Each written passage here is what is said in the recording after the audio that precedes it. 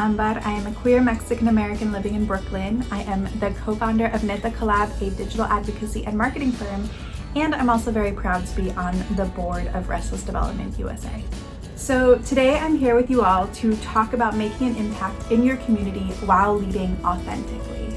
So throughout my day-to-day, I have tons of conversations with different types of community leaders, everything from nonprofit executive directors, to teachers, to CEOs, to creatives, to other consultants like me, and also to many leaders like you.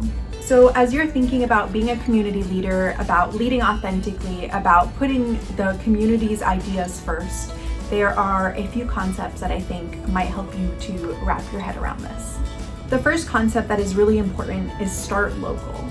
If you are looking to make community change, then you need to start with your own community first, identifying yourself as a leader, figuring out what needs to be done, and making change locally. The second concept that is really important is to listen to others when it comes to identifying your leadership skills, your potential, your current abilities, and what training you might need. All right, concept 4, share the power and decision making. If you are serving your community members likely know more about what needs to happen for impact than you do. Number 5, and I love this one, break hierarchy, I can't even say it, break hierarchy norms.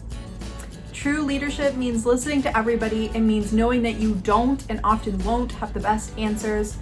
Leadership means not only breaking the hierarchy norms, but questioning those norms every single step of the way. All right, so I'm gonna quickly rattle off a few ideas of places that you can start if you are not working or involved in this space yet and you want to make a community impact.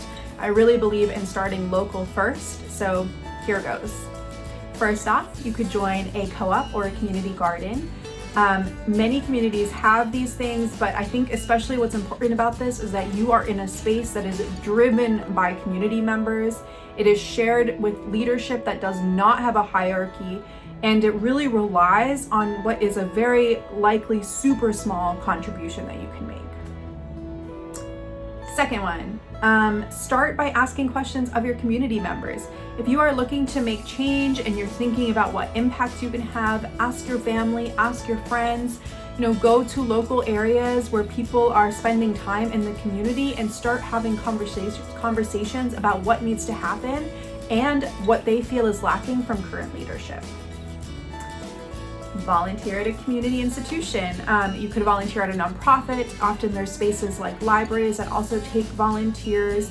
Helping to benefit your community in these types of ways can be really beneficial for both community members and for yourself.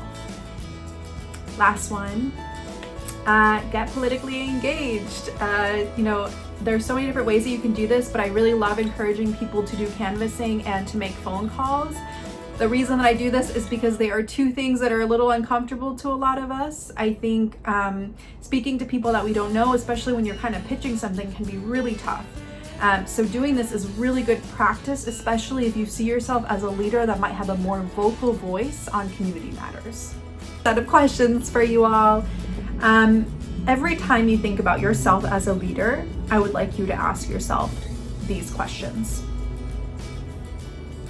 Am I the best leader for this community? Do I want to be a leader for myself or for others? Do I understand this community? Does this community trust me? Then, and this is very important to the process, go ask your peers these same questions about you. All right, well, that's it for me. I hope that you were able to learn something about leadership, learn something about yourself, maybe even learn something about your community and what opportunities there are for you to make an impact and lead authentically. I hope that you all are doing well, that you're resting, that you are taking space and time for yourself to learn and grow and be patient. It has been a stressful, intense couple of years, but I know through all of us cultivating the empathetic and kind leaders that we have inside, we are slowly but surely making this world just a little bit better. Thank you so much for your time.